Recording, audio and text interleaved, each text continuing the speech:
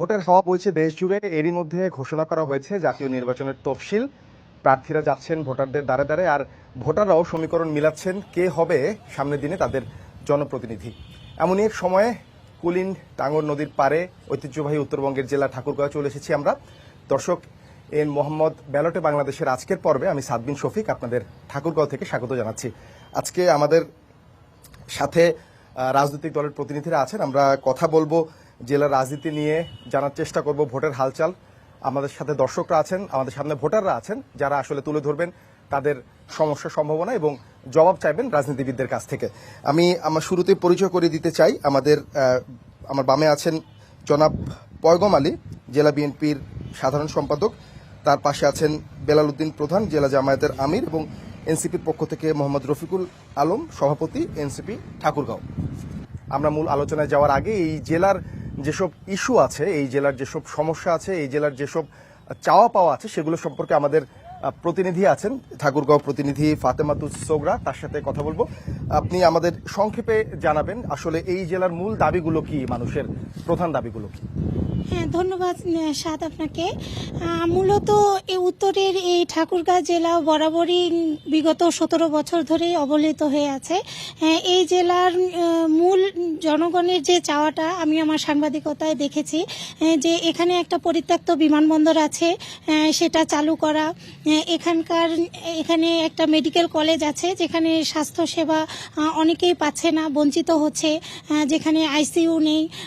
জরুরি বিভাগে কিছু চিকিৎসক থাকলেও বেশিরভাগ রুগীকেই রেফার করে দেওয়া হয়, যে কারণে একটা মেডিকেল কলেজ এখানকার জনগণরা দাবি করে আসছে বিগত কয়েক বছর ধরে।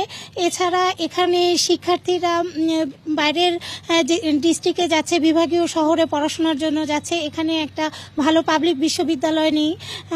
এবং এখানকার জনগণের কর্মসংস্থানের জন্য এখানে অনেক পুরাতন একটা রেশম কারখানা আছে, যেটিও অনেক দিন ধরে বন্ধ, প্রায় 21 বছর ধরে বন্ধ। তো এই রেশম কারখানাটি চালু হলেও এখানকার এই জেলার মানুষের কর্মসংস্থান হবে। তো এই রকম বিভিন্ন কিন্তু চাওয়া পাওয়া এই জেলায় রয়েছে। এছাড়া রাস্তাঘাট, ব্রিজ, কালভার্ট এগুলো তো রয়েছেই। তবে মূলত যেটা যে ঠাকুরগাঁও মানুষ কিন্তু আসলে আঞ্চলিকভাবেই হোক বা রাজনৈতিক কারণেই হোক, বিভিন্নভাবে কিন্তু এই অঞ্চলের মানুষ কিন্তু বঞ্চিত হয়েছে বিগত 17 বছর ধরে। তো যেহেতু সামনে নির্বাচন আসছে, সবাই আশায় বুক বেঁধেছে যে যেই প্রতিদ্বন্দ্বিতায় যেই জিতুক বা যে সরকারি গঠন করুক, এই ঠাকুরগাঁও জেলার মানুষের উন্নয়নে বা ঠাকুরগাঁও জেলার উন্নয়নে যেন কাজ করবে, এই রকম তারা নেতাই কিন্তু চাচ্ছে। আমি এখানকার ভোটারদের সঙ্গেও কথা বলেছি, তারা যেটা বলছে যে মূলত যেহেতু সুবিধা বঞ্চিত এবং রাজধানী থেকে অনেক দূরে অবস্থিত, সে কারণেই কিন্তু এই জেলার অবকাঠামোগত উন্নয়নটা বেশি জরুরি, কর্মসংস্থানের অবস্থানটা তৈরি করা বেশি জরুরি, এবং কৃষিভিত্তিক যেহেতু এই অঞ্চল, সেহেতু এই অঞ্চলে কৃষি পণ্য যেন নষ্ট না হয়, সে কারণে কৃষি প্রক্রিয়াজাতকরণ অঞ্চল একটা তৈরি করা কিন্তু বেশি জরুরি বলে মনে করছে এই জেলার মানুষ। তো এটাই আর কি এই জেলার মানুষের প্রত্যাশা। এখন আগামী নির্বাচনে বা জনপ্রতিনিধি তারা বেছে নিবে, তারা কতটুকু কাজ করতে পারবে সেটা পরবর্তীতে হয়তো জানা যাবে। ধন্যবাদ আপনাকে। আমরা আসলে জেলার ইস্যুগুলো শুনছিলাম। আমরা পরবর্তী আলোচনায় যাওয়ার আগে এই জেলা সম্পর্কে দর্শক আপনারা যারা আছেন কিছু বেসিক তথ্য দিয়ে রাখতে চাই। এই জেলা সীমান্ত সংলগ্ন জেলা। এই জেলার মোট আয়তন 1810 কিলোমিটার। এই জেলায় উপজেলা আছে 5টি: সদর, পীরগঞ্জ, রানীশংকৈল, হলিপুর আর বালিয়াডাঙ্গি। এবং আমরা যদি সর্বশেষ তথ্য দেই ভোটারদের, এই জেলায় 3টি সংসদীয় আসন আছে এবং মোট ভোটার সংখ্যা আছে 12,01,473 জন। এর মধ্যে পুরুষ ভোটার 6,06,607 জন এবং নারী ভোটার আছে 5,94,559 জন। আমরা মূল আলোচনায় চলে আসি। আমি সর্বপ্রথম আমার বাম পাশে যিনি আমাদের অতিথি আছেন, জেলা বিএনপির সাধারণ সম্পাদক জনাব পয়গম আলী, আপনার কাছে আমি খুব সংক্ষেপে 3 মিনিটে আপনি আমাদের বলবেন যে আপনাদের দলের পক্ষ থেকে প্রতিশ্রুতিগুলো কি ভোটারদের কাছে আপনারা দিচ্ছেন? আমরা নানাভাবে আলোচনা আবার ফিরে আসবো, দর্শকদের প্রশ্ন থাকবে। খুব সংক্ষেপে যদি আমাকে একটু বলেন আপনাদের। ধন্যবাদ চ্যানেল 24 এর আজকের এই এড মোহাম্মদ ব্যালট বাংলাদেশ বোধহয় নামকরণ করেছেন। আমরা প্রথমেই আপনাদেরকে এই প্রোগ্রামের জন্য ধন্যবাদ জানাই এবং ধন্যবাদ জানাই দর্শক শ্রোতা সারি যারা আছেন এবং আমার সহযোদ্ধা অন্যান্য দলের সহকর্মীবৃন্দ। আসসালামু আলাইকুম, অন্যান্য জাতীয় শুভেচ্ছা। আমাদের বাংলাদেশ জাতীয়তাবাদী দল ঠাকুরগাঁও এই জেলায় আমাদের সবচেয়ে যে বড় যে আমরা যে মানুষটিকে নিয়ে এই ঠাকুরগাঁও উন্নয়নের যে স্বপ্ন দেখছেন মানুষ, সেটা হলো আমাদের এই আসনের প্রার্থী। তিনি হলেন বাংলাদেশ জাতীয়তাবাদী দলের মহাসচিব। তিনি এমন একটি জায়গায় আছেন, সেখান থেকে তার কাজ করবার, যে রাষ্ট্রের ক্ষমতায় গেলে যে কাজ করবার সুযোগটা পাবেন, এটা অন্যান্য প্রার্থীদের ক্ষেত্রে সেই পর্যায়ে হবে না বলে আমি বিশ্বাস করি। আমরা যে সমস্ত কথা ইতিমধ্যেই সাংবাদিক বলেছেন যে ঠাকুরগাঁয়ের সম্ভাবনা এবং মানুষের দাবিগুলো কি, এই যে দাবিগুলো তুলেছেন, এই দাবিগুলোর পাশাপাশি এখানে সবচেয়ে বড় বিষয় হলো যে মানুষের কর্মসংস্থান সৃষ্টি করা, কৃষি ভিত্তিক শিল্প গড়ে তোলা, মেডিকেল কলেজ, বিমানবন্দর এবং একটা ইপিজেড গড়ে তোলা। যে ইপিজেডটা করলে এখানে তিনটা বিষয় নিশ্চিত হয়ে যাবে। একটা হলো ইপিজেড হলে আপনার বায়ার আসবে এখানে, তাহলে বিমানবন্দর লাগবে। ইপিজেড হলে কর্মসংস্থান হবে। আর ইপিজেড হলে এখানে ইপিজেডের ভিতর আমার যে এই দিনাজপুর বৃহত্তর এটাকে কৃষি প্রধান এলাকা, আমাদের মূল সোর্সটাই হলো এখানে কৃষি। এবং এই কৃষির পণ্যগুলো আমরা দেখেছি যখন ফসল উঠে তখন এটার মূল্য থাকে না। এগুলাকে প্রক্রিয়াজাত করবার জন্য ইতিমধ্যেই আমরা জানতে পেরেছি যে বিএডিসি, বাংলাদেশ কৃষি কর্পোরেশন যারা বিএডিসি, তারা তাদের জায়গার মধ্যে একটা বড় মাল্টি স্টোরেজ কোল্ড স্টোর করছেন, যেখানে আলু এবং সবজি তা কৃষক প্রক্রিয়াজাত রাখতে পারবে পয়সা দিয়ে, ন্যূনতম খরচ দিয়ে রাখবে। আমরা এখানে যখন টমেটো আমার উঠে, তখন টমেটো এখানে 5 টাকা কেজি বিক্রি হয়, ফেলে দেয়। আলু যখন আপনার গত বছর মানুষের আলু, মানুষ কোল্ড স্টোর ভর্তি আলু মানুষ ফেলে দিয়েছে। এখনো সামনে নতুন আলু এসছে, কিন্তু আলুর এখনো কোল্ড স্টোর থেকে বাড়া শেষ হয় নাই। এবং আপনার লক্ষ্য করেছেন উপদেষ্টা যিনি আছেন কৃষি উপদেষ্টা, সেদিন বলেছেন কোল্ড স্টোর মালিকদের সাথে একটা মিটিং এ যে উনি ডিসেম্বর পর্যন্ত যেন কোল্ড স্টোর গুলো খুলে রাখা হয়। এক্ষেত্রে আপনাদের পরিকল্পনাটা? আমাদের পরিকল্পনা হলো যে আমরা এই সমস্ত রাষ্ট্রীয় প্রতিষ্ঠান গতভাবে যদি এগুলো প্রতিষ্ঠান গড়ে তোলা যায়, তাহলে কৃষকের খরচটা কমবে। ব্যক্তি প্রতিষ্ঠানে এখানে অনেক কোল্ড স্টোর হয়েছে, কিন্তু এখানে ঠাকুরগাঁয়ে সবজি প্রক্রিয়া রাখার কোন কোল্ড স্টোরেজ এখানে হয় নাই। আমরা ব্যক্তিগত উদ্যোক্তার চেষ্টা করব। আমার নেতার এই পরিকল্পনা, তিনি ভিশনারিস, কিন্তু তিনি একটি দূরদর্শী চিন্তা সম্পন্ন মানুষ। তার প্রমাণ হলো এই কৃষি অঞ্চলে 2001 থেকে 2006 এই অঞ্চলের মানুষের কৃষি করবার জন্য যে মূল বিষয়টা পানি, এই পানির ব্যবস্থাটা উনি তখন কৃষিমন্ত্রী প্রতিমন্ত্রী থাকালীন করেছিলেন। আরেকটা করেছিলেন, একটা নূতন ফসল এই অঞ্চলে উনি ছড়িয়ে দিয়েছিলেন, সেইটার আবাদ করে আজকে কৃষক বেঁচে আছে, সেটা হলো ভুট্টার আবাদ। এর মানে হচ্ছে আপনার দল যদি নির্বাচিত হয়ে সংসদে যায়, তাহলে এই জেলার কৃষি এবং শিল্পের উন্নয়নে আপনারা কাজ করবেন, যে কৃষি সংকটগুলো ছিল। আমরা আবার ফিরছি জনাব পয়গম আলী আপনার সাথে। আমি একই প্রশ্ন করতে যাচ্ছি বেলাল উদ্দিন প্রধান, যিনি জামায়াতের আমির আছেন জেলার, তার কাছে। যদি আপনাদের ভোটাররা ভোট দিয়ে থাকে এবং আপনারা সংসদে যান এই অঞ্চলের প্রতিনিধিত্ব করতে, আপনারা কোন বিষয়টা আসলে সমাধান করবেন? আপনাদের অগ্রাধিকার কি থাকবে? খুব সংক্ষেপে আমি আপনার কাছে জিজ্ঞেস করছি। জি, ধন্যবাদ সম্মানিত সঞ্চালক।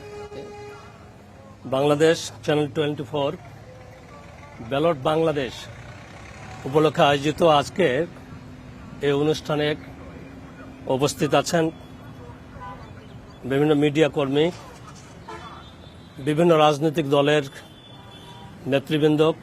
আমার পাশে আছেন বাংলাদেশ জাতীয়তাবাদী দলের সম্মানিত সাধারণ সম্পাদক জনাব পয়গম আলী।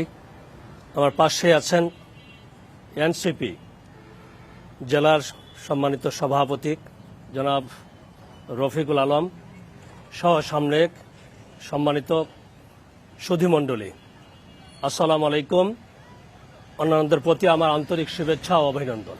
আমরা যদি ক্ষমতায় আসতে পারি, জনগণের মতামতের ভিত্তিতে আল্লাহ রহমতে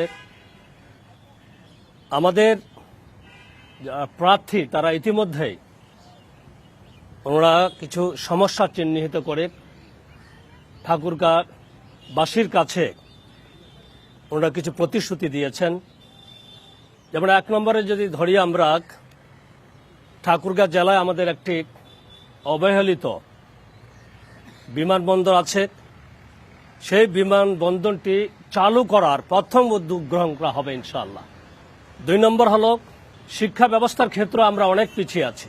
আমাদের এই জেলা এখানে একটি বিশ্ববিদ্যালয় নেই। আমরা দাবি দিয়েছি সরকার মহোদয়ের কাছেও।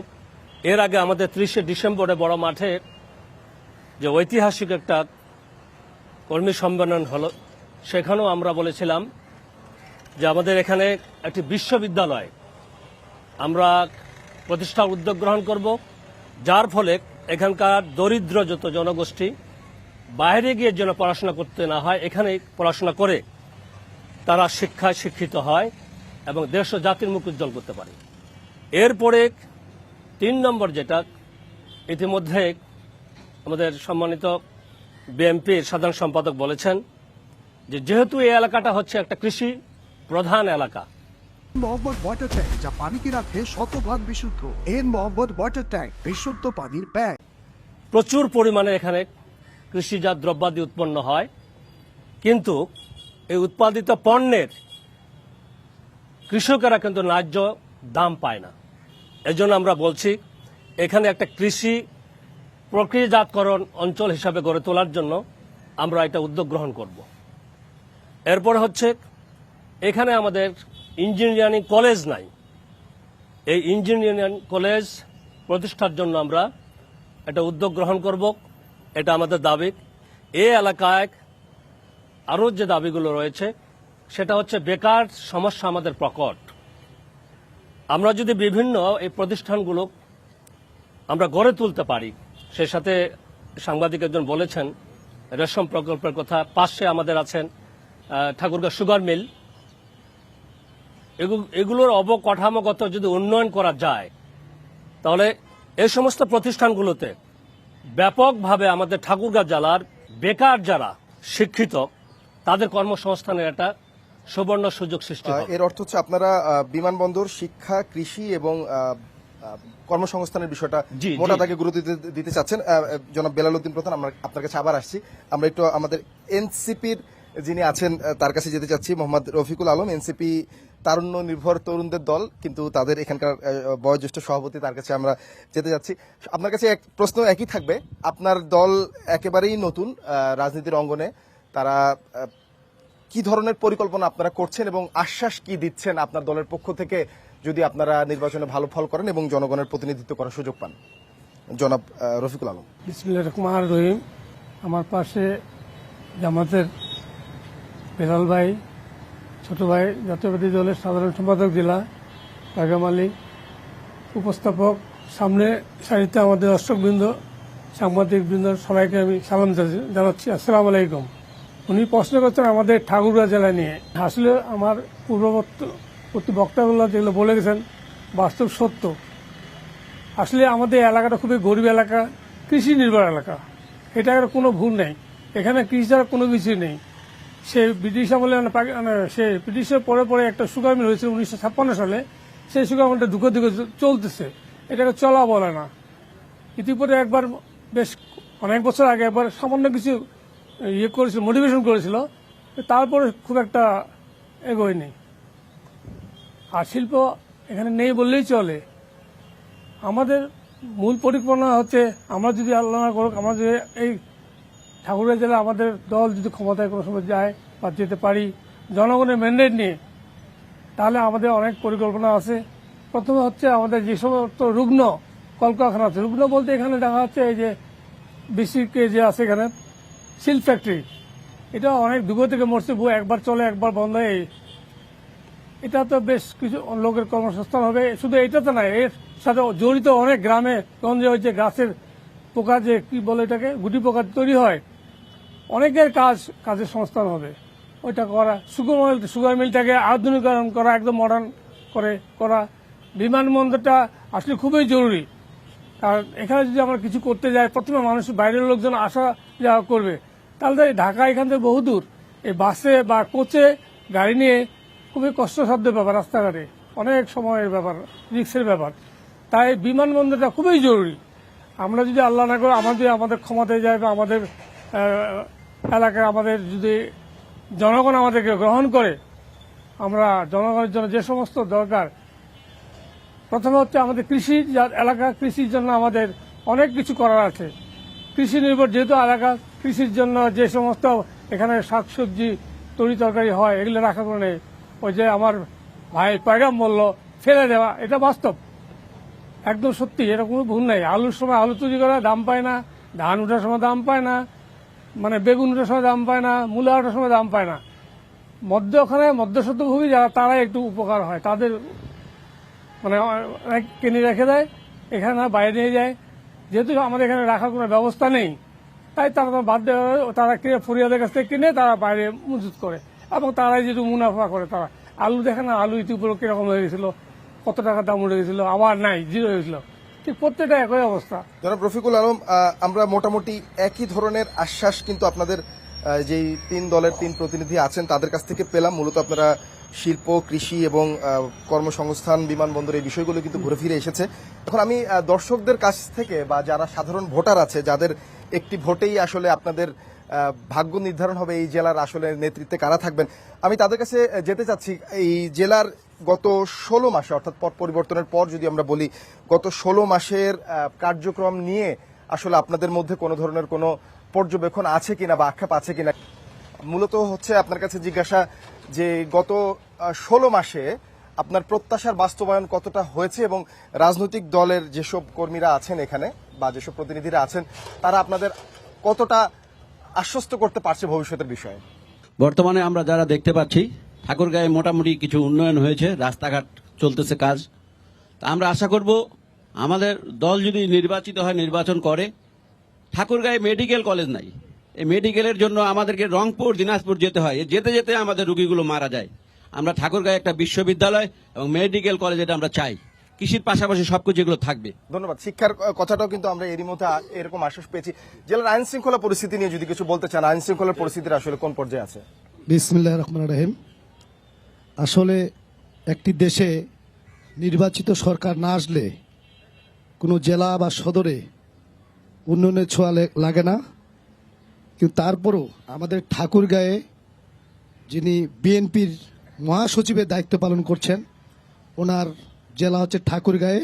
উনি ইতিমধ্যে এই কয়েক মাসেই অনেক ঠাকুরগাঁয়ে উন্নয়ন করেছেন, যেমন রাস্তাঘাটের উন্নয়ন ছোঁয়া লেগেছে ওনার হাত ধরেই।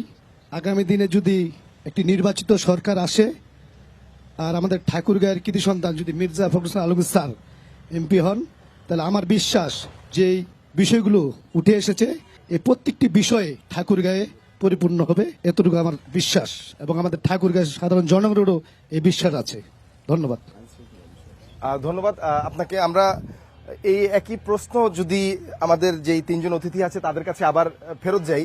আসলে গত 16 মাসে, আমি খুব সংক্ষেপে, আমরা ব্রেকে যাব, তার আগে যদি 3 জনের কাছ থেকে খুব সংক্ষেপে শুনি, আপনাদের নিজেদের গত 16 মাসের কার্যক্রম যদি আমি মূল্যায়ন করতে বলি, আপনারা কতটুকু সন্তুষ্ট সার্বিকভাবে আইন শৃঙ্খলা পরিস্থিতি, তারপরে যেই চাঁদাবাজি, দখলদারির যে ধরনের অভিযোগ ছিল, সেই বিষয়ে আপনাদের পর্যবেক্ষণটা জানতে চাচ্ছি। প্রথমে আমি জনাব পয়গম আলী আপনার কাছে খুব সংক্ষেপে। যে বিগত সরকারের যারা সন্ত্রাসী বাহিনী ছিল, এরা তো আর যায়নি, এরা ছিলই।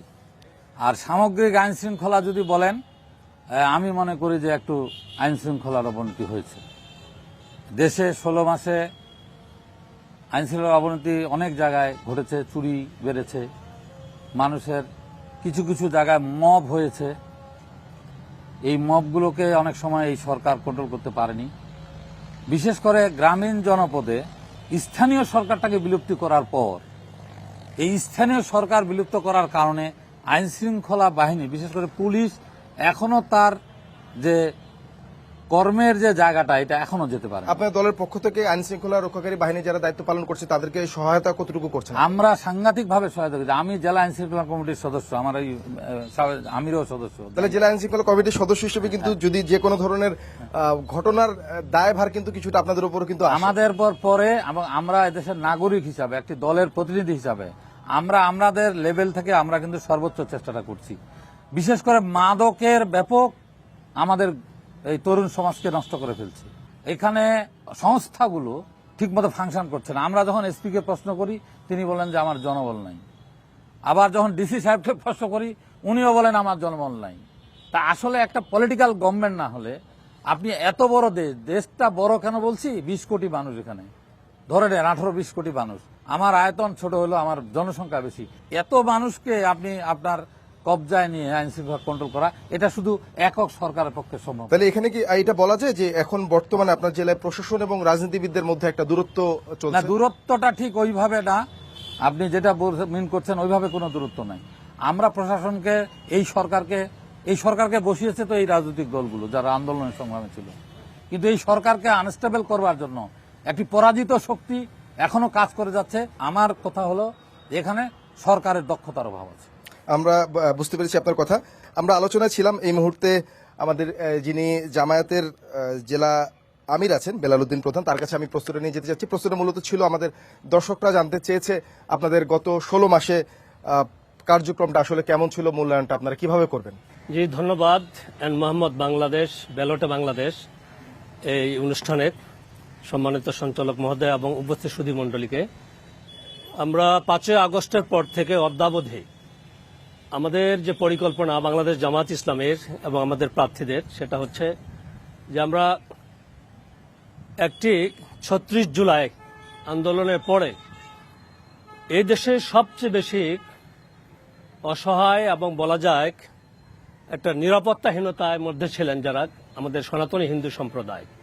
প্রথমে আমরা জামাতের নির্দেশক্রমে সনাতনী হিন্দু সম্প্রদায়ের বাড়িঘর স্থাপনা, ধর্মীয় প্রতিষ্ঠানগুলোতে আমরা পাহারাদারি ব্যবস্থা করেছি। ওদের বন্ধু সংগঠন বিএনপির ওনারাও করেছেন, কিন্তু আমরা এটা করেছি দিন রাত। এটা করার ফলে একটা হয়েছে যে তারা অন্তত আশ্বস্ত হয়েছেন যে রাজনৈতিক দলগুলো এইভাবে পাশে থাকলে আমরা এই বাংলাদেশে সুন্দর শান্তিপূর্ণভাবে বসবাস করতে পারব। এটা একটা। এরপরে বিভিন্ন সময়ে তাদের পূজা পার্বণ অনুষ্ঠান হয়েছে। বাংলাদেশের মধ্যে ঠাকুরগাঁও যেহেতু একটা জেলা, এখানে 5 শতাধিক পূজা মণ্ডপ আছে। আমরা আইন শৃঙ্খলা প্রশাসনের সাথে আমরা রাজনৈতিক দলগুলো একত্রিত হয়ে আমাদের জনবল দিয়ে আমরা সনাতনী হিন্দু সম্প্রদায়ের পূজা অর্চনা করার নির্বিঘ্নে শান্তিতে এটা সুযোগ করে দিয়েছি। এবং আমরা রাজনৈতিক দলগুলো সহযোগিতা করার কারণে হিন্দু সম্প্রদায়ের নেতৃবৃন্দ আমাদেরকে ধন্যবাদ জানিয়েছেন, প্রশাসনও ধন্যবাদ জানিয়েছে। এরপরে যদি আসি, একটা ঠাকুরগাঁও জেলায় বিশেষ করে হরিপুর উপজেলায় আটঘড়িয়া নামে একটা জায়গায়, সেখানে স্থানীয় বনাম অস্থানীয় তাদের মধ্যে একটা মারামারি হয়েছিল এবং বড় ধরনের দুর্ঘটনা ঘটেছিল। সে দুর্ঘটনায় আমাদের রাজনৈতিক নেতৃবৃন্দ সেখানে গেছেন। আমরা সেখানে পুলিশ প্রশাসনকে বলেছি, আইন শৃঙ্খলাকারী নিয়োজিত প্রশাসনকে বলেছি, বিডিআর যারা বিশেষ করে বিজেপি, যে আপনারা সেই এলাকা পরিদর্শন করেন এবং তাদের বাস্তব অবস্থা দেখে আসেন। সেখানে আইন শৃঙ্খলা বাহিনী, যৌথ বাহিনী যাওয়ার ফলে, রাজনৈতিক নেতৃবৃন্দ থাকার ফলে সেই অশান্ত ঘটনা, যেখানে বড় ধরনের মারামারি একটা উপক্রম ছিল, সেটাকে আমরা শান্ত করতে সক্ষম হয়েছি। এর অর্থ হচ্ছে আপনারা যে ধর্মীয় যে সম্প্রীতি, সেই সম্প্রীতি রক্ষায় কাজ করেছেন এবং রাজনৈতিকভাবে কিছু সংঘাত মোকাবেলায় আপনার ভূমিকা রেখেছেন। আমি আবারও আসবো আপনার কাছে, আমাদের অনেক দর্শকরা আছে, তাদের প্রশ্ন আছে। আমি একই প্রশ্ন নিয়ে খুব সংক্ষেপে জনাব রফিকুল আলম আপনার কাছে জানতে চাচ্ছি। এনসিপি আসলে এমন একটা পরিস্থিতির মধ্য দিয়ে দলটির জন্ম হয়েছে, আসলে জন আকাঙ্ক্ষার বাস্তবায়ন আপনাদের দল কতটা করতে পেরেছে বা আপনারা কতটা করতে পেরেছেন গত 16 মাসে? জি, ধন্যবাদ। এন মোহাম্মদ, ব্যালটে বাংলাদেশ, উপস্থাপক সাহেবকে বলছি, আপনি যে প্রশ্ন করেছেন, বিগত সরকারের যে 16-17 বছর ছিল, তাদের অনেক ন্যায় অন্যায় অনেক কিছু ছিল এর ভিতরে। তার মধ্যে থেকে এই 1.5 বছর এখনো হয়নি। আমাদের দলটা কেবল জন্ম হয়েছে 8 মাস হচ্ছে, মানে রেজিস্ট্রেশন পেয়েছি আর কি। এই ছাত্র জনতার লড়াইয়ের মাধ্যমে দেশটাকে মুক্ত করা হয়েছে সবার সহযোগিতায়, সব দলের সহযোগিতায়। তারপরে আমাদের একটা নতুন দল গঠন করে আমরা এই ছাত্র জনতাকে নিয়ে এখানে ছাত্র, যুবক, যুবতী, বয়স্ক মানুষ সবাই থাকবে, এখানে কারো কোনো বাধা নেই। এটা গণতান্ত্রিক দেশ আমরা যদি দাবি করি, তাহলে এখানে আমরা কারো বাধা দেওয়া আমাদের চলবে না। আপনারা কি করেছেন এই জেলায় গেল 16 মাসে? এই জেলায় আমরা করছি অনেক কিছু, তার ভিতর গ্রামে গ্রামে যে ইউনিয়ন আছে বা থানা যে আছে, প্রত্যেক জেলায় আমরা কিছু যদি আমাদের তখন কমিটি ছিল না, তারপরেও আমরা চেষ্টা করছি যতটুকু কৃষকদের মধ্যে কিছু কিছু বিতরণ করার জন্য। তবে আমাদের যে নতুন দল, আমাদের ভাগে খুবই কম, মানে সর্বনিম্ন এটাই দিয়েছে। আর যারা একটু শক্তিশালী দল, আমাদের থেকে সবল দল, তারাই বেশি করে নিয়েছে। এটা মনে হয় সমান সমান করাই ভালো ছিল। আমি 10টা পাবো, উনিও 10টা পাবো, উনিও 10টা পাবে, কারণ সবারই সমান অধিকার। এখানে বড় ছোট কে নয়, দল দলেই, এখানে বড় দল ছোট দল কোনো কথা নেই। এখানে আমাদেরকে একটু মানে অনেক কম দেওয়া হয়েছে ভাগে। আমরা তো নেই, আমাদের জনগণের জন্য, এটা জনগণের জন্য আসছিল, জনগণ ঠিক মতো আমরা দিতে পারিনি। যেটুকু পেরেছি খুব যুদ্ধ করে দিয়েছি, মানে বীজটা, সার, এটা আলু, তারপর গম, তারপরে অনেক কিছু আসছিল। এবং ইতিপূর্বে যে গত ঈদের পরেও আসছিল, তখন আমাদের কোনো দল ছিল না, আমরা দিতে পারিনি। দুঃখের সাথে যারা আছে তখন আমরা দিতে পারিনি। এখন এরপর থেকে যত যাই কিছু আসবে, আমরা ইনশাল্লাহ আমাদের প্রাপ্য আমরা বুঝে নেব এবং আমাদের জনগণ যারা আছে তাদেরকে হাতে পৌঁছে দেবো। এখানে একটা প্যাকেট বা একটা মুষ্টি কোনো কিছু কোনো অন্য হাতে যাবে না, এটুকু আমি জোর দিয়ে বলতে পারি। কারণ এখানে আমরা সব দেওয়ার জন্য আসছি, নেওয়ার জন্য কেউ আসি নেই। আমাদের যারা দলীয় যারা কর্মী আছে তাদের আমাদের করার নির্দেশ আছে, এখানে আমরা দিতে এসেছি, নিতে আসি নেই। ধন্যবাদ। আমরা আমরা আমরা মোটামুটি বুঝতে পেরেছি, দর্শকরা মোটামুটি বুঝতে পেরেছে আপনাদের গেল 16 মাসের কার্যক্রম নিয়ে। আমি এখন আবারও দর্শকদের কাছে যেতে চাচ্ছি। জেলার কোনো বার্নিং ইস্যু, যেসব বিষয়ে কথাবার্তা হয়েছে, এই পেছনে একজন সবার আগে হাত তুলেছে, আমি তার কাছে একটু যেতে চাচ্ছি যে আপনার কোনো প্রশ্ন থাকলে সুস্পষ্টভাবে একটু বলবেন। প্রত্যেকটা রাজনৈতিক দলের কাছেই আমার প্রশ্ন। আমি দেখেছি 1971 সালে বুদ্ধিজীবীদেরকে হত্যা করা হয়েছে, আমি তাদের প্রতি বিনম্র শ্রদ্ধা জানাই। এখনো যারা বুদ্ধিজীবী বাংলাদেশকে আছে, তাদেরও হত্যা করার পরিকল্পনা হচ্ছে। এই যে একটা গণঅভ্যুত্থান, এটা আমার কাছে বাক স্বাধীনতার লড়াই। এই বাক স্বাধীনতার লড়াইটা করে বুদ্ধিজীবীরা। এই বুদ্ধিজীবীদের জন্য আপনারা রাজনৈতিক দল হিসেবে কি করবেন, তাদের নিরাপত্তার জন্য কি করবেন, রাজনৈতিক দল হিসেবে তাদের পাশে কতটুকু থাকবেন, সেটাই আমার প্রশ্ন এবং আপনাদের কাছে আমার জানার ইচ্ছা। আপনাকে অনেক ধন্যবাদ। আমি আরেকটু প্রশ্ন নিতে চাচ্ছি, আমি আসছি। ধন্যবাদ। ঠাকুরগাঁয়ে যেহেতু বেশিরভাগ মানুষ কৃষিজীবী, তাহলে এই কৃষকদের কল্যাণে, কৃষকদের ভাগ্যোন্নয়নে আগামী দিনে বিএনপির কি পরিকল্পনা আছে, এটি আপনি তুলে ধরবেন। এবং যেহেতু বাংলাদেশের অর্ধেক জনগোষ্ঠী হলো নারী, নারীদের ভাগ্যোন্নয়নে আগামী দিনে যদি বিএনপি ক্ষমতায় আসে, তাহলে আপনাদের কি পরিকল্পনা আছে এটা বলবেন। এবং ইন্ডিভিজুয়ালি আরেকটি প্রশ্ন হলো, ঠাকুরগাঁও জেলা জামায়াতের আমির জনাব বেলাল উদ্দিন ভাইকে আমার প্রশ্ন আছে, সেটি হলো যে আগামী দিনে 71-এর অবস্থান, বিগত 24-এ আপনাদের অবস্থান বিষয়ে আপনাদের আগামী দিনে কি পরিকল্পনা বা মূল্যায়ন, সেটি বিষয়ে আপনার কাছে স্পষ্টভাবে জানতে চাই। ধন্যবাদ আপনাকে। আমি একজন নারী থেকে প্রশ্ন নিতে চাচ্ছি, আমি নিয়ে তারপরে একবারে সবগুলো জবাব আমরা তাদের কাছে জানতে চাই। সবাইকে আমি বলতে চাচ্ছি যে আমাদের ঠাকুরগাঁও জেলায় 5টি সীমান্ত রয়েছে, এর মধ্যে 4টি সীমান্ত দিয়ে প্রতিদিন মাদক প্রবেশ করে, এটা প্রতিরোধ এবং বন্ধ করার উপায় কি? অনেকগুলো প্রশ্ন জমেছে, তাদের কাছে জবাব দিতে চাচ্ছি আমি। নিশ্চয়ই আপনাদের প্রশ্নের জবাব তারা দিবেন। এখানে মাদক নিয়ে প্রশ্ন এসেছে, তারপরে সাম্প্রতিক বেশ কিছু ঘটনা প্রবাহ নিয়ে প্রশ্ন এসেছে। এই প্রশ্নগুলো নিশ্চয়ই আপনারা ইন্ডিভিজুয়াল জবাব দিবেন। তাদের সাথে কিছু অ্যাড করতে চাচ্ছি যে আসলে জেলার কর্মসংস্থানের জন্য আমরা জানি বড় বড় শিল্প প্রতিষ্ঠানের দরকার আছে, কিন্তু বেশ কিছু শিল্প প্রতিষ্ঠান বিভিন্ন সময় বন্ধ হয়ে গিয়েছে। সেগুলো আসলে বিষয়ে আপনাদের দলের অবস্থান কি হবে, এবং যেসব প্রশ্ন আমরা পেলাম দর্শকদের কাছ থেকে, সেগুলো জবাব যদি আমরা আপনাদের কাছ থেকে নিই। সর্বপ্রথম আমি যেতে চাচ্ছি জনাব রফিকুল আলম, আপনার কাছে। আমাদের এনসিপির, জাতীয় নাগরিক পার্টির, আমি প্রথমেই বলেছি আমাদের নতুন দল, এখনো 1 বছর হয়নি। আমরা আপনাদের কাছে আপনাদের সহায়তা চাচ্ছি, আমরা যেন আপনাদের জন্য, এই এলাকার জন্য, দেশের জন্য কিছু করতে পারি। আমরা দেওয়ার জন্য এসেছি, আমরা নেওয়ার জন্য আসি নাই। প্রথমত আমরা এখানে যেহেতু কৃষি নির্ভর এলাকা, এখানে আমরা আমাদের পরিকল্পনা আছে, আমরা যদি কোনো সময় ক্ষমতায় যাই বা জনগণ নিয়ে যায়, জনগণ আমাদের গ্রহণ করে, অবশ্যই আমরা কৃষি নির্ভর যে সমস্ত কলকারখানায় করার দরকার সেগুলো আমরা করব। তারপরে হসপিটাল যে আছে, যে একটা একটা রুগী গেলে 250,000 হসপিটাল বলি আমরা, আসলে ওখানে একটা রুগী গেলে সঙ্গে সঙ্গে একটু সিরিয়াস একটু হয়েছে তাকে রেফার করে ইয়েতে রংপুরে। রুগী ওই যে এক ভাই বলেছে ইতিপূর্বে যেতে যেতে মারা যায়, এটা আগে সত্যি কোনো ভুল নেই, এটা 100% সত্য। আমরা স্বাস্থ্যসেবার প্রচুর উন্নয়ন করব, যুবক যুবতীদের জন্য কর্মসংস্থান করব, এলাকায় কলকারখানা করব, সবাই যেন কিছু করতে পারে। এক আপা বলেছেন যে মাদক, এটা আসলে খুব দুর্ভাগ্যজনক, কারণ আমাদের ঠাকুরগাঁও জেলার প্রায় বেশিরভাগ এলাকা হচ্ছে এটা 5টা থানা, তার ভিতরে 4টা থানায় মানে কোথায় সবগুলো আর কি মাদকের বর্ডার এলাকা। এটা জরুরিভাবে, এটা খুবই প্রশাসনকে কঠোর পদক্ষেপ নেওয়া লাগবে।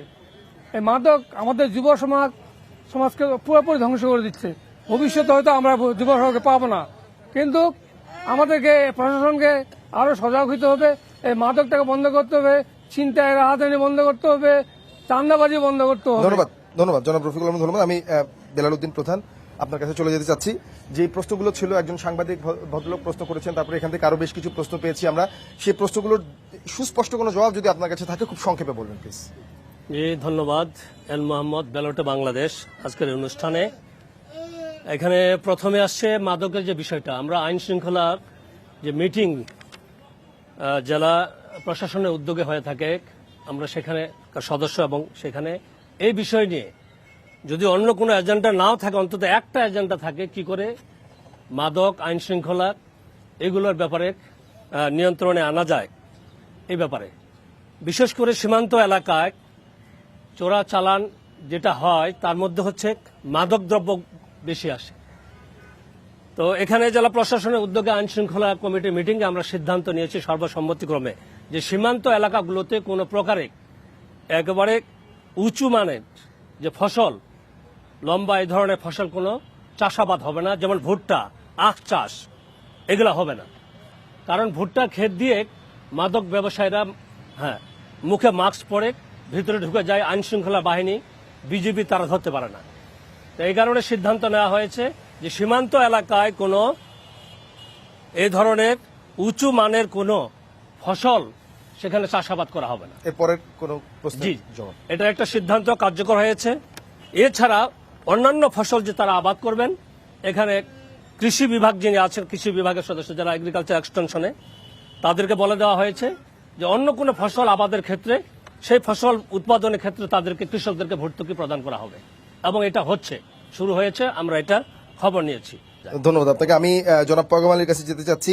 যে প্রশ্নগুলো আসছে সেই প্রশ্নগুলো সম্পর্কে বলবেন, এবং আসলেও কি যে অভিযানগুলো চালানো হচ্ছে, এই অভিযানের ফলে উন্নতি কি খুব বেশি দৃশ্যমান হচ্ছে কিনা, বিশেষত মাদকের বিষয়টা যদি বলেন, এর পাশাপাশি যে প্রশ্নগুলো ধন্যবাদ এন মোহাম্মদ, ব্যালটে বাংলাদেশ। আমি প্রথম কথাটা বলি যে আমরা বিএনপি সরকার 2001 থেকে 2006 আপনি জানেন যে আমার নেত্রী ক্লিন হার্ট অপারেশন করেছিলেন, এবং ওই ক্লিন হার্ট অপারেশন করে উনি কোনো রাজনৈতিক ব্যক্তিকে হত্যা করেনি।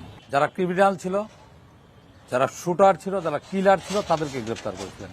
আমরা মনে করি বিএনপির এই জায়গাটা জিরো টলারেন্স। বিএনপি ক্ষমতায় আসলে এই জায়গাটা জিরো টলারেন্স থাকবে, এবং মাদকের ব্যাপারে একটা শুধু আইন শৃঙ্খলা দিয়ে এটা হবে না, একটি সামাজিক আন্দোলন গড়ে তুলতে হবে বিভিন্ন এনজিওকে দিয়ে। এবং এখানে আমাদের এখানে একটা সবচেয়ে নিরাময় কেন্দ্র একটু ভালো মানের গড়ে তুলতে হবে। কিছু ছেলেপেলে নষ্ট হয়ে গেছে, এদেরকে রেকটিফাইড করবার জন্য আমার মনে হয় সরকার তরফ থেকেও হতে পারে, এটা রাষ্ট্রীয় টাকা দিয়ে একটি সুন্দর যদি নিরাময় কেন্দ্র হয়, সেখান থেকে তাদেরকে ফিরে নিয়ে আসা যায়। আর একটি বিষয় এখানে বলছে কৃষির বিষয়, আমি বলে দিয়েছি বিএনপি কৃষিভিত্তিক দল, কৃষি বান্ধব রাজনৈতিক দল, এটা বিএনপি সবসময় প্রমাণ করেছে। আরেকটি হলো শিল্পের কথা বলেছে, দুইটি শিল্পই বিএনপির আমলে বিএমআরই করা হয়েছে। ঠাকুরা সুগার মিলকে একবার বিএমআরই করা হয়েছিল বিএনপির সময়, আবার এই রেশম শিল্পকে 2003 সালে আমিও এলাকার চেয়ারম্যান ছিলাম আমার সভাপতিত্বে, এবং আমার মহাসচিব, প্রতিমন্ত্রী এবং তখনকার যে আপনার শিল্পমন্ত্রী, প্রতিমন্ত্রী তিনি এসেছিলেন, এবং এই আমাদের যে রেশম শিল্পকে চালু করে দিয়েছিলেন, এবং ওই শিল্পটা কিন্তু আমার ইউনিয়নের ভিতর ছিল। এই রেশম কারখানা বন্ধ হলো কবে? এখন বন্ধ হলো। আওয়ামী লীগের সময় এটা ব্যক্তি মালিকানা একজনকে দিয়ে দিয়েছে, আওয়ামী লীগের যারা আর কি হাইব্রিড নিয়ে এটাকে লুটপাট করে যন্ত্রপাতি বন্ধ বেঁচে খেয়ে ফেলছে। তার মানে আপনারা যদি ইলেক্টেড হয়ে আসেন, তাহলে কি জনগণ সেই আশ্বাস কি পেতে পারে কিনা সেই রেশম কারখানা আবার? আমি কথা দিচ্ছি, যদি বিএনপি সরকার আসে, এই রেশম কারখানা আবার ফিরে নেওয়া হবে সরকারের কাছে, এবং এখানে এটাকে আবার চালু করা হবে, এবং ঠাকুরগাঁও সুগার মিলকে আরো বিএমআরি করে একটা প্রযুক্তির উন্নয়ন ঘটেছে, শিল্পের উন্নয়ন ঘটাতে হবে। আমি প্রথমেই বলেছি, শিল্পের বিকল্প আপনি আর শুধু কৃষি দিয়ে মানুষের জীবন নির্বাহ করতে পারবেন না। আপনাকে কৃষিভিত্তিক শিল্প এই অঞ্চলে গড়ে, যেহেতু গ্যাস নাই আমাদের, ভারী শিল্প এই অঞ্চলে হবে না, কিন্তু কৃষিভিত্তিক শিল্প ব্যাপক হারে করে আমি কর্মসংস্থান সৃষ্টি করতে পারি, নতুন উদ্যোক্তা তৈরি করতে পারি। এই প্ল্যানগুলো আমাদের মধ্যে আছে। আমাদের এই অঞ্চলে আরেকটি বিষয় আছে যে আমাদের এই অঞ্চলে মানুষ বিদেশে যান, আপনি সিলেট যান, ওই অঞ্চলে যান, কুমিল্লা যান, ঘরে ঘরে মানুষ বাইরে আছে। আমাদের এখানে কিন্তু আপনি শতে 2টা লোক পাবেন, 2জনের বাইরে 2টা ছেলে বাইরে আছে। আমরা এই চেষ্টা, ইতিমধ্যে আমার নেতা যিনি গোটা বাংলাদেশের জাতীয়তাবাদী শক্তি ঐক্যের, আমি মনে করি এই আমরা যারা সমমনা রাজনৈতিক দলের এই আন্দোলনের নেতৃত্ব দিয়েছিলেন, তিনি হলেন বেগম খালেদা জিয়া জেলে ছিলেন, আমার নেতা তারেক সাহেব বিদেশে ছিলেন, নেতৃত্ব দিয়েছিলেন মির্জা ফখরুল ইসলাম আলমগীর। আর সেই নেতা ইতিমধ্যেই আমাদেরকে মেসেজ দিয়ে দিয়েছে, তোমরা ইউনিয়নে যারা বেকার আছে, শিক্ষিত বেকার, যাদের ইলেকট্রিক ট্রেনিং আছে, যাদের প্লাম্বার ট্রেনিং আছে, যারা টিটিসির মধ্যে দরকার ট্রেনিং করছে, যারা যুব উন্নয়নে করেছে, যারা শিক্ষিত মাস্টার্স পাস করেছে, যারা অনার্স করেছে, এই সমস্ত ছেলেদের ইউনিয়ন ভিত্তিক তালিকা ইতিমধ্যে আমাদের চালু হয়ে গেছে। এবং পয়গাম আলী, আপনাকে আমি ধন্যবাদ দিয়ে থামাতে হচ্ছে। আমাদের দর্শকরা অনেক কথাবার্তা বলতে যাচ্ছে। দর্শকদের মধ্যে থেকে আমাদের মূলত এই জেলার যেসব ইস্যুগুলো আছে, যেসব সমস্যাগুলো আছে, অর্থাৎ কোল্ড স্টোরেজ, রেশম কারখানা, তারপরে মাদক, বিমানবন্দর, শিক্ষা, স্বাস্থ্য, সব বিষয়গুলো মোটামুটি চলে এসেছে। এবং আপনাদের সামনে আগামী নির্বাচনে 3জন শক্ত দলের প্রার্থীরা শক্ত দলের প্রতিনিধিরা কিন্তু এখানে আছেন। এখন আপনাদের কাছে আমি শুধু জানতে চাই, এই আশ্বাসে আপনারা কতটুকু সন্তুষ্ট, আপনারা কতটা আশ্বস্ত হতে পারছেন অতীতে যেই বিষয়গুলো হয়নি ভবিষ্যতে তাদের আশ্বাসের প্রেক্ষিতে হবে? এখানে এক ভদ্রলোক হাত তুলেছেন, আমি তার কাছে প্রথমে যেতে চাচ্ছি। আমার প্রথম প্রশ্ন হলো, আমরা দেখেছি যে 17 বছরের আগে অর্থাৎ 2001 থেকে 6 সাল পর্যন্ত আমাদের বিএনপির মাননীয় মহাসচিব জনাব মির্জা ফখরুল ইসলাম আলমগীর স্যার বিমান ও পর্যটন প্রতিমন্ত্রীর দায়িত্ব পালন করেছিলেন। তিনি বিমান এবং পর্যটন প্রতিমন্ত্রী থাকাকালীন সময়েও কেন আমাদের ঠাকুরগাঁয়ের পরিত্যক্ত বিমানবন্দরটি কার্যকর করার জন্য কোনো দৃশ্যমান উদ্যোগ নেওয়া হয়নি, এটা আমি জানতে চাই। আমি আর একটি প্রশ্ন নেব। এখানে এক ভদ্র মহিলা, উনি কিছু বলতে চাচ্ছেন, একটু খুব সংক্ষেপে যদি বলেন, যদি যে প্রসঙ্গ আসেনি। মোহাম্মদ বেলুট, বাংলাদেশকে। আমি 2টি প্রশ্ন করব। 3জন শ্রদ্ধেয় আছেন, 3জনকেই। প্রথম প্রশ্নটি হচ্ছে যে আমাদের যে এই জেলার প্রান্তিক নারীরা, তারা কিন্তু নির্যাতনের শিকার হয়, এবং আমরা যখন সমতা ভিত্তিক সমাজ গঠন করতে চাচ্ছি, সেই ক্ষেত্রে সেই নারীরা কিন্তু সমান মজুরি পাচ্ছেন না। আপনারা কি সুষ্ঠু নির্বাচনের মাধ্যমে যখন নির্বাচিত একটি সরকার আমরা পাবো, আপনারা কি সেই আশ্বাস দিবেন যে নারীদের সমান মজুরি দেওয়া হবে? আরেকটি প্রশ্ন আমার রয়েছে, বিগত ফ্যাসিস্ট আমলে আমরা ভূমিদস্যুদের কবলে পড়েছি, এখনো তাদের হাত থেকে রেহাই পাইনি। নির্বাচিত সরকারের কাছে কি আমরা সেই আশ্বাস পাবো যে আমরা সেই ভূমিদস্যুদের কাছ থেকে রেহাই পাবো কিনা? ধন্যবাদ আপনাকে। আমি মূলত সর্বশেষ প্রশ্নের উত্তরে একটু যেতে চাচ্ছি। আসলে এই ভূমিদস্যুর যেই প্রশ্নটা এসেছে, সেটা কেন পট পরিবর্তনের পরও, যেখানে আপনারা মোটামুটি কমফোর্ট জোনে আছেন, রাজনীতি করছেন, তারপরেও কেন সেই দৌরাত্ম্য থেকে মুক্ত হতে পারেনি জেলাবাসী?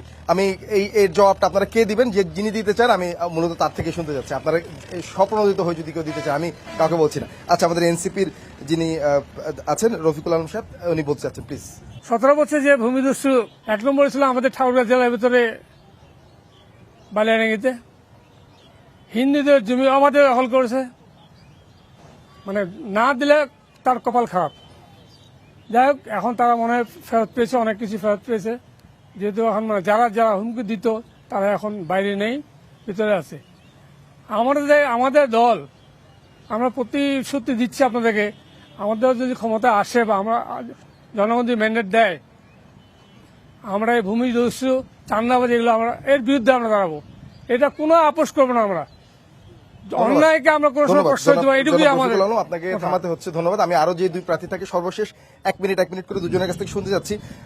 বাংলাদেশের রাজনৈতিক যেই চর্চা, বাংলাদেশের রাজনৈতিক সংস্কৃতিতে আমরা দেখেছি, সংসদে চলে আসার পর রাজনৈতিক অসহিষ্ণুতার দিকে তারা হাঁটেন।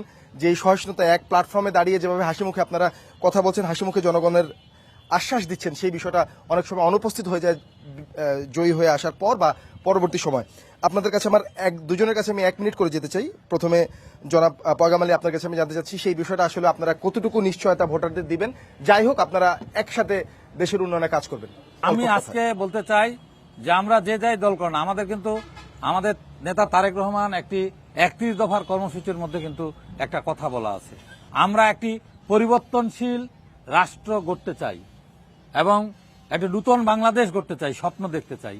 সেই ক্ষেত্রে একটি পার্লামেন্টে এবার একটি নূতন আইন ইতিমধ্যেই প্রিভেল করে গেছে, আপনারা জানেন কিনা, জানেন আপনারা অবশ্যই জানেন সংবাদকর্মী হিসাবে।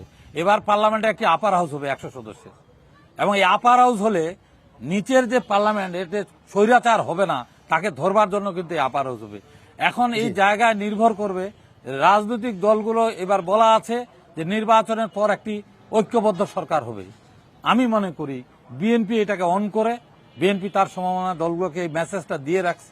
আমি মনে করি যে নির্বাচন অর্থাৎ রাজনৈতিক সহিংসতা, রাজনৈতিকভাবে যেন অসহিষ্ণুতা না হয় সেই বিষয়ে বিএনপি সচেতন থাকবে। আপনার বক্তব্য পরিষ্কার। আমরা সর্বশেষ জনাব বেলাল উদ্দিন প্রধান, আপনার কাছে জানতে চাচ্ছি রাজনৈতিকভাবে সবগুলো দলের সাথে মিলেমিশে দেশ চালানোর বিষয়ে আপনাদের দলের অবস্থানটা আসলে কি থাকবে? আমরা যেটা মনে করি, আমরা ক্ষমতায় নির্বাচিত হলে বা ক্ষমতায় গেলে আমরা যে বিষয়টা করব, যে বাংলাদেশে যে সবচেয়ে বড় সংকট হলো যে রাজনৈতিক সহনশীলতার অভাব, এই রাজনৈতিক সহনশীলতা ফিরে নিয়ে আসার জন্য আমরা আপ্রাণ চেষ্টা করব। 2 নম্বর হলো বাংলাদেশ হচ্ছে দুর্নীতিতে প্রতিবারে চ্যাম্পিয়ন হয়ে যায়, এই দুর্নীতির মূল উৎপাদন করার চেষ্টা আমরা করবো ইনশাআল্লাহ। এইটুকু আপনাদেরকে আশ্বস্ত ধন্যবাদ। এরপরে হচ্ছে সর্বশেষ যেটা আমি আপনাদেরকে বলতে চাই, মাদক, এই করাল গ্রাসী মাদক যে যুব সমাজকে নষ্ট করে দিচ্ছে, এই মাদক দ্রব্য আমরা উচ্ছেদের ব্যবস্থা করবো ইনশাআল্লাহ। আর আমাদের দেশে যে ভঙ্গুর শিক্ষা ব্যবস্থা, এই শিক্ষা ব্যবস্থা ঢেলে সাজানোর জন্য যা যা করা দরকার সেটা করব। ধন্যবাদ। বেলাল উদ্দিন প্রধান, আপনাকে অনেক ধন্যবাদ। আমাদের যেই 3 রাজনীতিবিদ ছিলেন তাদেরকেও আমাদের পক্ষ থেকে ধন্যবাদ। নিশ্চয়ই আপনারা আপনাদের অবস্থানটা পরিষ্কার করতে পেরেছেন, যারা দর্শক আছেন, ভোটার আছেন, তারাও নিশ্চয়ই আশ্বস্ত হয়েছেন, তাদের প্রত্যাশা নিশ্চয়ই থাকবে আগামী দিনে একটি সুখী, শান্তিপূর্ণ এবং উন্নত ঠাকুরগাঁও। আমরা এরই মধ্য দিয়ে আজকের অনুষ্ঠানের শেষে চলে এসেছি। এন মোহাম্মদ ব্যালটে বাংলাদেশের আজকের পর্বে ঠাকুরগাঁও থেকে বিদায় নিচ্ছি। আগামী পর্বে দেখা হবে উত্তরবঙ্গের নতুন কোনো জেলা থেকে। সবাইকে ধন্যবাদ।